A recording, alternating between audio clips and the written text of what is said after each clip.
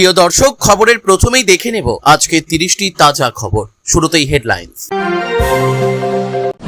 মৃত্যুর আগের দিন 12 মিনিট কথা আশিস কি জানিয়েছিলেন ঋতব্রতকে, সামনে এলেও অজানা তথ্য।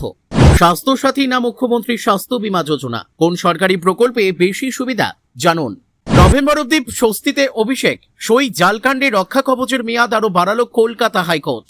10-এ 9 না পেলে ক্ষমা চেয়ে নেব, সরকারের বর্ষপূর্তিতে জনতার দরবারে পরীক্ষায় বসবেন খোদ মুখ্যমন্ত্রী। আজ থেকেই অ্যাকাউন্টে ঢুকছে অন্নপূর্ণার টাকা, কতদিন পর্যন্ত মিলবে বড় ঘোষণা মন্ত্রীর। নীতিনের নেতৃত্বে নয়া টিম, স্মৃতি বসুন্ধরার কামব্যাক, বিজেপির কেন্দ্রীয় সংগঠনে বাংলার দুই মুখ। মোদির ভাষণের পর জন্ম দিমাগি নকশাল পার্টির, লক্ষ ফলোয়ার পার হতেই উধাও অ্যাকাউন্ট। দাওয়াত মাদ্রাসার আড়ালে জেহাদি প্রচার, সোশ্যাল মিডিয়ায় পোস্ট, ভাঙড়ে ধৃত 2 আল কায়দা জঙ্গি। কলকাতাকে ছুঁয়ে ফেলল নিম্নচাপ, অতিবৃষ্টির লাল সতর্কতা দক্ষিণবঙ্গে। কতদিন চলবে বৃষ্টি? ককরোচ সমর্থনের বাবার মৃত্যুতে রাজ্য জুড়ে প্রতিবাদে এসএফআই। বাঁকুড়া যাচ্ছেন সিজেপি প্রতিনিধিরা।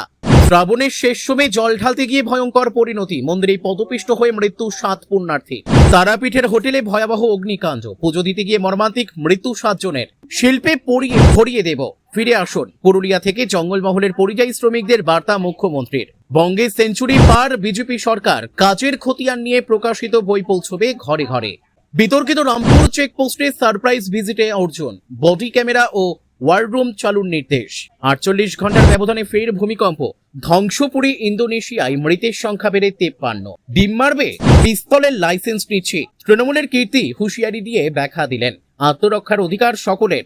আল কায়েদার মতাদর্শে অনুপ্রাণিত হয়ে জিহাদি মডিউল তৈরির চেষ্টা, ভাঙড় এবং বিড়লাপুর থেকে গ্রেপ্তার 2 অভিযুক্ত। তারাপীঠ কাণ্ডে সেই হোটেলের মালিক গ্রেপ্তার, মৃতের সংখ্যা বেড়ে 8। বেরোনোর এক দরজা বন্ধ ছিল, দেখছে পুলিশ।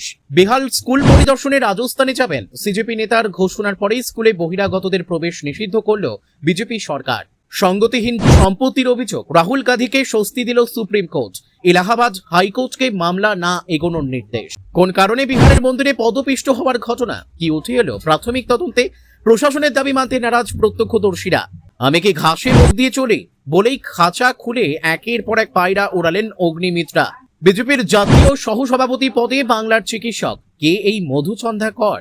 আইএসআই মদতপুষ্ট শাহজাদ ও ভাট্টি নেটওয়ার্ক ধ্বংস হয়েছে, নিরাপত্তা সংস্থাগুলির প্রশংসা সাহর। প্রিয় দর্শক, এতক্ষণ শুনলেন সংবাদ শিরোনাম, এবার আসছি এক এক করে বিস্তারিত খবর নিয়ে।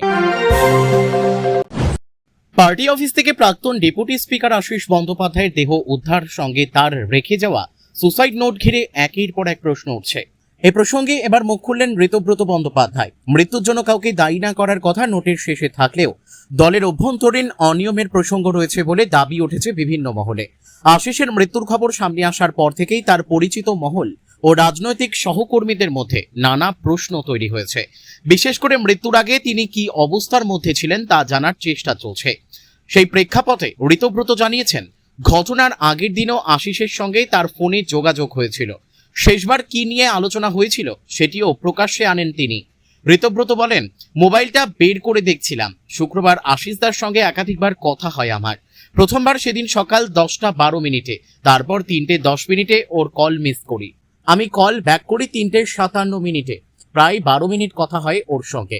তিনি বারবার জানতে চেয়েছিলেন তার 3 জন সহায়কের চাকরিটা স্থায়ী হওয়ার কোনো বন্দোবস্ত হয়েছে কিনা। সেই শেষ ওর সঙ্গে কথা হয়। ওর মৃত্যুর খবর অবিশ্বাস্য মনে হয়েছিল। সুসাইড নোটের বিষয়টি নিয়ে নিজের বক্তব্য জানান ঋতব্রত। তার দাবি, নোটের ভাষা ও সেখানে উঠে আসা বক্তব্যে এমন কিছু দিক রয়েছে যা আলাদা করে নজর কাড়ে। ঋতব্রত বলেন, মুক্তোর মতো হাতের লেখা ওর। উনি একটা জায়গায় উল্লেখ করেছেন, সর্বদা সব দলীয় অন্যায় মেনে নিতে না পারলেও প্রতিবাদ করতে পারিনি। শুধু আশিসদা নয়, আমাদেরও পরিস্থিতি ছিল না। অনুব্রত মণ্ডল, স্নেহাশিস চক্রবর্তী, আখরুজ্জামান, শতাব্দী, রিজু দত্ত, অসিত মাল, আমাদের কারোরই পরিস্থিতি ছিল না প্রতিবাদ করার। ঋতব্রতের বক্তব্য অনুযায়ী সাম্প্রতিক সময়ে আশিসের আলোচনায় দলের বিষয়ই প্রাধান্য পেত। গত 1 বছরে তিনি ব্যক্তিগত বিষয় নিয়ে যতটা না কথা বলেছেন, তার তুলনায় সংগঠন ও দলের অভ্যন্তরীণ পরিস্থিতি নিয়ে বেশি আলোচনা করেছেন। 2026 সালের বিধানসভা নির্বাচনের পর তৃণমূলের অন্দরে যে ভাঙ্গন ও বিদ্রোহের পরিস্থিতি তৈরি হয়, সেই সময় আশিসও বিদ্রোহী শিবিরে চলে গিয়েছিলেন বলে জানান ঋতব্রত। আশিসের রাজনৈতিক পরিচয়ের পাশাপাশি তার ব্যক্তিগত ভাবমূর্তির কথাও তুলে ধরেন ঋতব্রত। তিনি বলেন, আশিস বন্দ্যোপাধ্যায়ের সর্বজন শ্রদ্ধেয় নিপাট ভদ্রলোক ছিলেন। 26 নির্বাচনে হারার পর তো তার অ্যাকাউন্টে 360 কোটি ঢোকেনি। ঋতব্রত দাবি কোনো সংগঠিত চাপ বা প্রভাবের কারণে আশিসকে এমন চরম সিদ্ধান্ত নিতে বাধ্য করা হয়েছিল কিনা তা খতিয়ে দেখা দরকার। ঋতব্রতের বক্তব্য এটা আত্মহত্যা নয়, প্রাতিষ্ঠানিক খুন। সিআইডির কাছে পূর্ণাঙ্গ তদন্তের দাবি জানাবো। উল্লেখ্য, আশিস বন্দ্যোপাধ্যায়ের মৃত্যুকে ঘিরে এখন একাধিক প্রশ্নের উত্তর খোঁজা হচ্ছে। সুসাইড নোটে থাকা বক্তব্য, মৃত্যুর আগে তার সঙ্গে হওয়া কথাবার্তা এবং রাজনৈতিক পরিস্থিতি সব দিকই তদন্তে গুরুত্বপূর্ণ হয়ে উঠতে পারে। আশিসের মৃত্যুর প্রকৃত কারণ এবং এর পেছনে অন্য কোনো ভূমিকা ছিল কিনা তা তদন্তের ফল না আসা পর্যন্ত নিশ্চিত জানা সম্ভব নয়। তৃণমূল আমলে রাজ্যবাসীর জন্য স্বাস্থ্যসাথী প্রকল্প আনা হয়েছিল। পালাবদলের পর রবিবার থেকে চালু হলো আয়ুষ্মান ভারত যোজনা। যারা এই প্রকল্পের সুবিধা পাবেন না তাদের জন্য মুখ্যমন্ত্রী স্বাস্থ্য বীমা যোজনা এনেছে শুভেন্দু অধিকারীর সরকার। এরপর থেকে অনেকের প্রশ্ন, স্বাস্থ্যসাথী না মুখ্যমন্ত্রী স্বাস্থ্য বীমা যোজনা, কোন সরকারি প্রকল্পের সুবিধা বেশি? এবার সেটাই জেনে নিন। রবিবার রাজ্যে আয়ুষ্মান ভারত যোজনা চালুর পর মুখ্যমন্ত্রী শুভেন্দু অধিকারী বলেন, এবার থেকে রাজ্যের প্রায় 6 কোটি মানুষ এই কেন্দ্রীয় সরকারি প্রকল্পের সুবিধা পাবেন। পাশাপাশি প্রায় 80 লক্ষ রাজ্যবাসীকে মুখ্যমন্ত্রী স্বাস্থ্য বীমা যোজনার অধীন আনা হবে। তৃণমূল আমলের স্বাস্থ্যসাথী থেকে বিজেপির জমানার মুখ্যমন্ত্রী স্বাস্থ্য বীমা যোজনা কতটা সুবিধাজনক সেটারও খতিয়ান দেন তিনি। মুখ্যমন্ত্রী বলেন, আগের সরকারের স্বাস্থ্যসাথী প্রকল্পে 1700 ধরনের রোগের চিকিৎসার সুযোগ পাওয়া যেত। আয়ুষ্মান ভারত ও মুখ্যমন্ত্রী স্বাস্থ্য বীমা যোজনায় 1950 ধরনের রোগের চিকিৎসা করানো যাবে। পাশাপাশি স্বাস্থ্যসাথীর সুবিধা মূলত পশ্চিমবঙ্গেই পাওয়া যেত। একবার সিএমসি ভেলোরে 1 বছরের জন্য চালু হলেও পরবর্তীতে তা বন্ধ করে হয়ে যায়। এদিকে মুখ্যমন্ত্রী স্বাস্থ্য বীমা যোজনার সুবিধা সারা দেশের 38,604টি হাসপাতালে পাওয়া যাবে। এছাড়া স্বাস্থ্যসাথী প্রকল্পে শুরুর দিকে হাঁটু প্রতিস্থাপনের সুযোগ থাকলেও পরবর্তীতে অনিয়মের অভিযোগ ওঠে। একটি পর্যায়ে তা বন্ধ হয়ে যায়। পরবর্তীতে শর্ত সাপেক্ষে আবার চালু হয়েছিল। তবে আয়ুষ্মান ভারত ও মুখ্যমন্ত্রী স্বাস্থ্য বীমা যোজনা দুই প্রকল্পেই হাঁটু প্রতিস্থাপনের সুযোগ মিলবে বলে জানিয়েছেন শুভেন্দু। এদিকে স্বাস্থ্যমন্ত্রী শারদ মুখোপাধ্যায় আগেই জানিয়েছেন, আগামী প্রায় 2-3 মাস স্বাস্থ্যসাথী, মুখ্যমন্ত্রী স্বাস্থ্য বীমা যোজনা ও আয়ুষ্মান ভারত যোজনা একসঙ্গে চলবে। এরপর সব দিক খতিয়ে দেখে আস্তে আস্তে স্বাস্থ্যসাথী তুলে দেওয়া হবে। স্বাস্থ্যসাথী ও মুখ্যমন্ত্রী স্বাস্থ্য বীমা যোজনার সুযোগ সুবিধা জানার পর অনেকেরই দাবি, রাজ্য সরকারের নতুন স্বাস্থ্য বীমা প্রকল্পে তুলনামূলক বেশি সুবিধে পাওয়া যাবে। তালিকাভুক্ত হাসপাতালের সংখ্যা থেকে শুরু করে রোগের কভারেজ সবকিছুই মুখ্যমন্ত্রী স্বাস্থ্য বীমা যোজনায় বেশি। বিধানসভার সই জাল সংক্রান্ত মামলায় অভিষেক বন্দ্যোপাধ্যায়ের রক্ষা কবচের মেয়াদ বাড়ালো কলকাতা হাইকোর্ট। আগামী নভেম্বর মাস অবধি এই অন্তর্বর্তী রক্ষা কবচ বহাল থাকবে। সোমবার এমনই নির্দেশ দিয়েছেন বিচারপতি কৌশিক চন্দ্র। সই জাল মামলায় আগেই অভিষেককে সাময়িক রক্ষা কবচ দিয়েছিল উচ্চ আদালত। হাইকোর্ট স্পষ্ট জানিয়েছিল, তদন্তের প্রয়োজনে তৃণমূল সাংসদকে জিজ্ঞাসাবাদ করা গেলেও তার বিরুদ্ধে গ্রেপ্তারির মতো কোনো কড়া পদক্ষেপ নেওয়া যাবে না। মামলার গত শুনানিতে সেই রক্ষা কবচের মেয়াদ বাড়িয়েছিল হাইকোর্ট। এদিনের শুনানিতে এই নির্দেশ ও রক্ষা কবচের মেয়াদ আরও বাড়ানো হলো। আগামী নভেম্বর মাস অবধি এটি বহাল থাকবে বলে জানিয়েছেন বিচারপতি চন্দ্র। বিধানসভা ভোটের ফল প্রকাশের পর সই জালকাণ্ডে উত্তাল হয়ে উঠেছিল রাজ্য রাজনীতি। অভিযোগ উঠেছিল তৃণমূলের বৈঠকে অনুপস্থিত থাকা কয়েকজন বিধায়কের সই জাল করা হয়েছে। পরবর্তীতে সেই জাল সই সম্বলিত বিরোধী দলনেতা নির্বাচনের রেজলিউশন বিধানসভায় পাঠানো হয় বলে অভিযোগ। প্রথমে হেয়ার স্ট্রিট থানা এই ঘটনার তদন্ত করছিল, পরবর্তীতে তদন্তভার নেয় সিআইডি। সই জালকাণ্ডে এর আগে অভিষেককে একাধিকবার ভবানী ভবনে তলব করেছিল রাজ্য গোয়েন্দা সংস্থা। তবে শুরুতে বারবার সেই তলব এড়াচ্ছিলেন তিনি। পরবর্তীতে হাজিরা দিলে দীর্ঘক্ষণ জিজ্ঞাসাবাদ করেন গোয়েন্দারা। এই ঘটনায় তৃণমূল সাংসদের ভূমিকা ঠিক কি ছিল, এর নেপথ্যে মূল চক্রী হিসাবে কারা জড়িত, তদন্তের খাতিরে সবটাই বিশদে জানার চেষ্টা করেন সিআইডি আধিকারিকরা। এই সই জালকাণ্ডের জল আগেই কলকাতা হাইকোর্ট অব্দি গড়িয়েছিল। অভিষেককে অন্তর্বর্তী রক্ষা কবচ দিয়েছিল উচ্চ আদালত। এদিন সেই রক্ষা কবচের মেয়াদ আগামী নভেম্বর অব্দি বাড়ানো হলো। এতে তৃণমূল সাংসদের স্বস্তিও বাড়ল বলে মনে করছে ওয়াকিবহাল মহল। 9 মে 2027 সাল বাংলার মুখ্যমন্ত্রী হিসেবে ক্ষমতা গ্রহণের 1 বছর পূর্ণ হবে। রাজ্যের প্রশাসনিক প্রধান হিসেবে প্রতিশ্রুতি পূরণে কতখানি সফল হলেন তা জানতেই মুখ্যমন্ত্রীত্বের বর্ষপূর্তিতেই জনতার দরবারে পরীক্ষায় বসবেন খোদ শুভেন্দু অধিকারী। কাজের ভিত্তিতে তাকে মার্কস দেবেন আমজনতা। পুরুলিয়ায় জায়গা জল প্রকল্পের উদ্বোধনে গিয়ে শুভেন্দু বলেন, যদি 10-এর মধ্যে 9 না পাই তাহলে ক্ষমা স্বীকার করে নেব। মুখ্যমন্ত্রী শুভেন্দু অধিকারী জানান 2027 সালে 9ই মে ওই দিন আমার মুখ্যমন্ত্রী হিসেবে 1 বছর পূরণ করব। আপনাদের সামনে পরীক্ষায় বসবো, আপনারা আমাকে নম্বর দেবেন। আমি যদি 10-এর মধ্যে 9 না পাই তাহলে ক্ষমা স্বীকার করে নেব, মেনে নেব আমি পারলাম না। 18ই আগস্ট মঙ্গলবার 100 দিনে পা রাখবে শুভেন্দু অধিকারীর সরকার।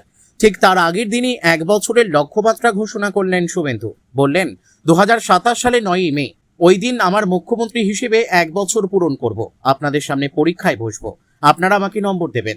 আমি যদি 10-এর মধ্যে 9 না পাই তাহলে ক্ষমা স্বীকার করে নেব, মেনে নেব আমি পারলাম না। তবে আত্মবিশ্বাসের সুরে এদিন তিনি আরো বলেন, সেদিন আপনারাই বলবেন সঠিক লক্ষ্যে বেছে নিয়েছি। বিশ্বাস ভরসা রাখুন, সময় দিন, আপনাদের কল্যাণে কাজ করব। প্রসঙ্গত মঙ্গলবার 100 দিনে পা রাখবে শুভেন্দু অধিকারীর সরকার। 100 দিনে কি কি কাজ করলো সরকার তা বঙ্গবাসীর কাছে তুলে ধরতে একটি বই প্রকাশ করেছে বিজেপি। বাড়ি বাড়ি প্রচারে গিয়ে 41 পাতার সেই বইটি তুলে দেওয়া হবে জনগণের হাতে, এমনই পরিকল্পনা দলীয় নেতৃত্বের। রাজ্যের ক্ষমতায় আসার পর শুভেন্দু অধিকারীর সরকার একাধিক ক্ষেত্রে সংস্কারমূলক কাজে হাত দিয়েছে। রাজ্যে কত বিনিয়োগ এসেছে, কত মানুষ সামাজিক প্রকল্পের সুবিধা পেয়েছেন, প্রশাসনিক ক্ষেত্রে কোন কোন সংস্কার হয়েছে, মহিলা সুরক্ষা, আর্থিক ক্ষমতায়নের মতো বিষয়গুলিতে কাজ সবিস্তারে তুলে ধরা হয়েছে ওই বইতে। কেন্দ্রীয় একাধিক প্রকল্পের পরিষেবা যেগুলি থেকে বাংলার মানুষ এতদিন বঞ্চিত ছিল, ডবল ইঞ্জিন সরকারে তাও এবার বঙ্গবাসীর নাগালে। এইসব কাজের খতিয়ান জনগণের মধ্যে পৌঁছে দিতে পশ্চিমবঙ্গ সরকারের সংকল্প এবং সাফল্যের 100 দিন নামে 41 পাতার বইতে এসবের বিস্তারিত রয়েছে। বাকি 9 মাসে বাংলার মানুষের কল্যাণে কাজের খতিয়ান নিয়ে নির্বাচিত জনপ্রতিনিধি হিসেবে জনতার দরবারে নিজেই পরীক্ষায় বসবেন মুখ্যমন্ত্রী। শুভেন্দু অধিকারীর ঘোষণা অনুযায়ী অন্নপূর্ণা যোজনার টাকা পেতে শুরু করলেন রাজ্যের মহিলারা। 17ই আগস্ট থেকেই অন্নপূর্ণা যোজনার টাকা পাওয়া যাবে বলে জানিয়েছিলেন মুখ্যমন্ত্রী। সেই মতো সোমবার সরাসরি মহিলাদের অ্যাকাউন্টে পৌঁছে যাচ্ছে 3000 টাকা, কিন্তু এখনো পর্যন্ত অনেক মহিলার অ্যাকাউন্টেই টাকা পৌঁছায়নি বলে অভিযোগ। জানিয়ে তৈরি হচ্ছে বিভ্রান্তি। যদিও টাকা পাওয়ার ক্ষেত্রে বিভ্রান্তির কোনো জায়গা নেই বলেই জানিয়ে দিলেন রাজ্যের স্বাস্থ্য প্রতিমন্ত্রী সুমনা সরকার। তার কথায় যোগ্য মহিলাদের অ্যাকাউন্টে টাকা পাঠানো শুরু হয়েছে, যা চলবে আগামী 20 আগস্ট পর্যন্ত। বর্তমান সরকারের অন্যতম জনপ্রিয় প্রকল্প অন্নপূর্ণা যোজনা। বিজেপির সংকল্পপত্র অনুযায়ী এই প্রকল্পে মাসিক 3000 ভাতা চালু করা হয়েছে। তবে এই তালিকায় লক্ষ্মীর ভাণ্ডারের মতো বেনচল আটকাতে একাধিক শর্ত আরোপ করা হয়েছে। আজ সোমবার নবান্নের সাংবাদিকদের মুখোমুখি হন সুমনা সরকার। সেখানে তিনি বলেন 1,45,00,000 মহিলা অন্নপূর্ণা যোজনায় টাকা পাচ্ছেন। যোগ্য মহিলাদের টাকা পাঠানো শুরু হয়েছে। 20 আগস্ট পর্যন্ত মহিলাদের অ্যাকাউন্টে ধাপে ধাপে টাকা ঢুকবে। এদিন শুভেন্দু সরকারের 100 দিন, স্বভাবতই তা উল্লেখ করে মন্ত্রী জানান, মুখ্যমন্ত্রী অন্নপূর্ণা যোজনা নিয়ে বার্তা দিয়েছিলেন, কিন্তু বিভিন্ন বিভ্রান্তিমূলক বিভিন্ন খবর ছড়ানো হচ্ছে। বিশেষ করে মহিলাদের মধ্যে বিভিন্ন গুজব ছড়ানো হচ্ছে, কিন্তু কোনো বিভ্রান্তির জায়গা নেই বলে স্পষ্ট জানালেন তিনি। সুমনা সরকার বলেন 1,80,00,000 আবেদন জমা পড়েছিল, সেখানে 1,45,00,000 মহিলার নাম অন্তর্ভুক্ত হয়েছে। জানা গিয়েছে প্রাথমিকভাবে 17 লক্ষের নাম বাদ পড়েছে। সূত্রের খবর, বেশিরভাগ ক্ষেত্রেই ব্যাংক অ্যাকাউন্টের সঙ্গে আধার কার্ডের যোগ পাওয়া যায়নি। কিছু ক্ষেত্রে সরকারি কর্মচারী এবং আয়কর দেওয়ায় আবেদন বাতিল হয়েছে। তবে আগামী দিনে ফের আবেদনের সুযোগ থাকবে বলে সূত্রের খবর। বর্তমান সরকারের অন্যতম জনপ্রিয় প্রকল্প অন্নপূর্ণা যোজনা। বিজেপি সংকল্পপত্র অনুযায়ী এই প্রকল্পে মাসিক 3000 টাকা ভাতা চালু করা হয়েছে। তবে এই তালিকায় লক্ষ্মীর ভাণ্ডারের মতো বেনজল আটকাতে একাধিক শর্ত আরোপ করা হয়েছে। মুখ্যমন্ত্রী বারবার বলেছেন যোগ্যরাই এই টাকা পাবেন, সরকারি টাকা নয়ছয় করতে দেবেন না। সেই মোতাবেক মাপকাঠি বেঁধে দিয়েছেন তিনি। সেই মতো যাদের মাসিক উপার্জন 10,000 টাকার বেশি, পারিবারিক আয় 12 লক্ষের বেশি, কোনো সরকারি প্রকল্পের সুবিধা পেলে অন্নপূর্ণা যোজনার টাকা পাওয়া যাবে না বলে জানানো হয়েছে। তবে যারা দিব্যাঙ্গ ভাতা, পিএম কিষাণ যোজনার অধীনে রয়েছে তারা এই যোজনার টাকা পাবেন। গ্রামীণ মহিলাদের ক্ষেত্রে 3টি বেশি ঘর থাকলেও পাওয়া যাবে। জমির পরিমাণ 50 ডেসিমেলের বেশি হলেও মিলবে যোজনার টাকা। 25 থেকে 60 বছর বয়সী বিধবারা অন্নপূর্ণা যোজনায় পাবে, তবে তারা অন্য কোনো সামাজিক প্রকল্পের সুবিধা পাবে না। সর্বকনিষ্ঠ হিসেবে বিজেপির সর্বভারতীয় সভাপতি হয়েছিলেন নীতিন নবীন। এবার পছন্দমতো টিম বেছে নিলেন তিনি। নবীনের নেতৃত্বে বিজেপির নতুন পদাধিকারীদের নামের তালিকা প্রকাশ হয়েছে সোমবার। সেখানে গুরুত্বপূর্ণ পদ পেয়েছেন বসুন্ধরা রাজে সিন্ধিয়া, স্মৃতি ইরানির মতো পরিচিত মুখ, যারা সাম্প্রতিক অতীতে খানিকটা হারিয়ে গিয়েছিলেন। নীতিনের টিমে জায়গা করে নিয়েছেন বাংলার মনোজ টিগ্গা এবং মধুছন্দাকর। তালিকায় সবচেয়ে বড় চমক সম্ভবত বসুন্ধরা রাজে সিন্ধিয়া।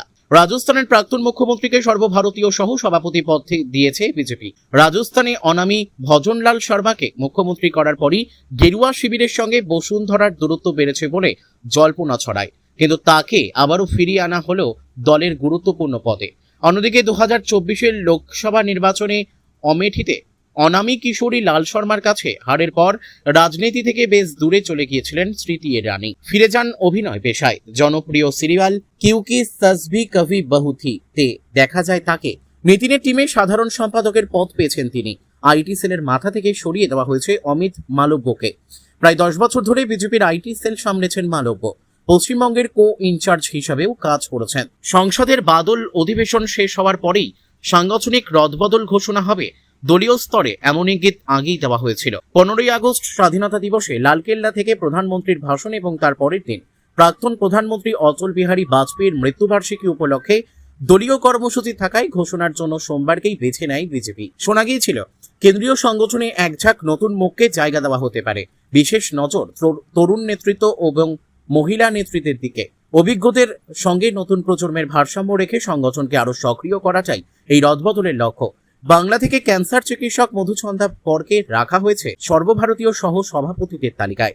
এছাড়া আলিপুরদুয়ারের সাংসদ মনোজ টিগ্গা সাধারণ সম্পাদকের পদ পেয়েছেন। উল্লেখযোগ্যভাবে আইটি সেলের মাথা থেকে সরিয়ে দেওয়া হয়েছে অমিত মালব্যকে। তার পরিবর্তে দায়িত্ব পেয়েছেন ছত্তিশগড়ের দীপক মাসকে। প্রায় 10 বছর ধরে বিজেপির আইটি সেল সামলেছেন মালব্য। পশ্চিমবঙ্গের কো ইনচার্জ হিসেবেও কাজ করেছেন। গোটা মিডিয়া টিমই ঢেলে সাজিয়েছেন নিতিন মোদী। প্রধান বিচারপতি সূর্যকান্তর একটা মন্তব্য, সেখান থেকেই একটা গোটা দল তৈরি হয়ে গিয়েছিল। ককরোচ জনতা পার্টির কার্যকলাপে ঘটনাক্রম করাই কেন্দ্রীয় শিক্ষামন্ত্রীর পদত্যাগ পর্যন্ত। এবার প্রধানমন্ত্রী নরেন্দ্র মোদীর মন্তব্য পর জন্ম নিল আরও এক পার্টি। ককরোচদের মতোই সোশ্যাল মিডিয়ায় জন্ম নিয়েছে দিমাগি নকশাল পার্টি। 24 ঘন্টার মধ্যে প্রায় 2 লক্ষ ফলোয়ার হয় ওই অ্যাকাউন্টে, কিন্তু ইনস্টাগ্রাম থেকে আচমকাই অ্যাকাউন্টটি উধাও হয়ে গিয়েছে। শনিবার স্বাধীনতা দিবস উপলক্ষে বক্তৃতা দিতে গিয়ে প্রধানমন্ত্রী বলেন, দেশের অলিগলিতে মাওবাদীরা ঘাপটি মেরে বসে রয়েছে। জঙ্গলের বন্দুকধারী নকশালদের শেষ করা গেছে, কিন্তু দিমাগি নকশালরা সুযোগের অপেক্ষা করছে, হিংসা ছড়ানোর রাস্তা খুঁজছে, সমাজকে ভুল পথে চালানোর চেষ্টা করছে। এদের চিনতে হবে, একঘরে করতে হবে। বিকশিত রাষ্ট্র বানাতে যুবদের জুড়তে হবে। সুরক্ষিত ভারত তৈরি আমাদের সংকল্প। এই দিমাগি নকশাল বলতে ঠিক কাদের বোঝাতে চেয়েছেন প্রধানমন্ত্রী, সেই বিষয়টি স্পষ্ট হওয়ার আগেই এক্স হ্যান্ডেলে প্রাক্তন অর্থমন্ত্রী তথা কংগ্রেস নেতা পি চিদম্বরম স্পষ্ট লিখে দেন, দিমাগি নকশাল হতে পেরে আমি গর্বিত। এই বার্তার পরেই নেট দুনিয়ায় জোর চর্চা। কেন্দ্রীয় মন্ত্রী কিরেন রিজিজু জানান, ভারতীয় সংবিধানকে উপেক্ষা করে যারা মাওবাদীদের সমর্থন করে, বিচ্ছিন্নতাবাদীদের পাশে দাঁড়িয়ে যারা 370 ধারাকে সমর্থন করে, চিকেন স্নেক বন্ধ করে যারা উত্তর পূর্ব ভারতকে বিচ্ছিন্ন করে দিতে চায়, এদেরই দিমাগি নকশাল বলা হয়। তবে রিজিজুর এই মন্তব্যের আগে ইনস্টাগ্রামে তৈরি হয়ে যায় দিমাগি নকশাল পার্টি নামে ওই অ্যাকাউন্টটি। মাত্র 24 ঘন্টার মধ্যেই 1,83,000 ইউজার ওই অ্যাকাউন্টটি ফলো করতে শুরু করেন। তবে হঠাৎই ওই অ্যাকাউন্টের খোঁজ মিলছে না ইনস্টাগ্রামে, সম্ভবত অ্যাকাউন্টটি সরিয়ে দেওয়া হয়েছে। অন্যদিকে এক্স হ্যান্ডেলেও খোলা হয়েছে দিমাগি নকশাল জনতা পার্টি নামে একটি অ্যাকাউন্ট, তবে সেখানে ফলোয়ার সংখ্যা নামমাত্র। দুই অ্যাকাউন্টের ক্ষেত্রে প্রতিষ্ঠাতার পরিচয় জানা যায়নি। একই ব্যক্তি দুটি অ্যাকাউন্ট পরিচালনা করছেন কিনা তাও অজানা। আইএসআই এরপর এবার আল কায়দায় জাল বঙ্কে। দক্ষিণ 24 পরগনার ভাঙড় থেকে রাজ্য পুলিশের এসটিএফ এর জালে গ্রেপ্তার 2 জঙ্গি গোষ্ঠীর 2 সদস্য। সোশ্যাল মিডিয়ায় ভারত বিরোধী প্রচার এবং ছোট ছোট এলাকা বেছে সেখানে দাওয়াতের আহ্বান জানিয়ে বা মাদ্রাসাগুলির আড়ালে মগজ ধোলাইয়ের কাজ করছিল ওই দুজন। এসটিএফ সূত্রে জানা গিয়েছে, ফেসবুকে মুঘলে আজম এবং জিহাদ ই সাবিবিল্লাহ নামে 2টি অ্যাকাউন্ট থেকে দীর্ঘদিন ধরে লাগাতার ভারত বিরোধী উস্কানি দিয়ে প্রচার চালানো হচ্ছিল। অভিযোগ পেয়ে তদন্তে নেমেই দক্ষিণ 24 পরগনার ভাঙড় এলাকায় অভিযান চালান এসটিএফ এর গোয়েন্দারা। তাতেই গ্রেপ্তার হয় 2 জন। তারা আকিশ বা আল কায়দা ইন ইন্ডিয়া সাবকন্টিনেন্টের সদস্য বলে জানা গিয়েছে। এসটিএফ সূত্রে খবর, ধৃতদের একজনের নাম জিন্নাতুল কিবরিয়া ওরফে জানাতুল বেগ ওরফে টুটুল। ভাঙড়ের পানাপুকুর এলাকার একটি ভাড়া বাড়ি থেকে তাকে গ্রেপ্তার করা হয়। প্রতিবেশীরা জানিয়েছেন, টুটুল দীর্ঘদিন ধরে ওই এলাকায় বাড়ি ভাড়া নিয়ে একাই থাকতেন। প্রায় সারাদিন ঘরের ভেতর মোবাইলে নানা রকম কাজ করতেন। আগে ল্যাপটপ কম্পিউটারে কাজ করলেও বর্তমানে সব কাজ মোবাইল থেকেই করতেন। খুব বেশি বাইরে বেরোতেন না। মাঝে মাঝে কিছু লোক টুটুলের সঙ্গে দেখা করতে আসতো, তবে ঠিক কি কাজ করতেন তা কেউই জানতেন না। অন্যদিকে সফিক শেখ নামে আরেকজনকে নোদাখালী থেকে গ্রেপ্তার করা হয়েছে। এসটিএফ সূত্রে খবর, সফিক ও টুটুল দুজনেই আকিশের সদস্যপদ গ্রহণ করেছিল। তারা আড়ালে আবডালে আল কায়দা মডিউল তৈরি করতে চাইছিল দক্ষিণ 24 পরগনা জুড়ে। সংখ্যালঘু এলাকার মানুষজনের সঙ্গে মিশে কখনো দাওয়াতে রেখে কখনো মাদ্রাসাগুলিতে গিয়ে মগজ ধোলাই চলছিল।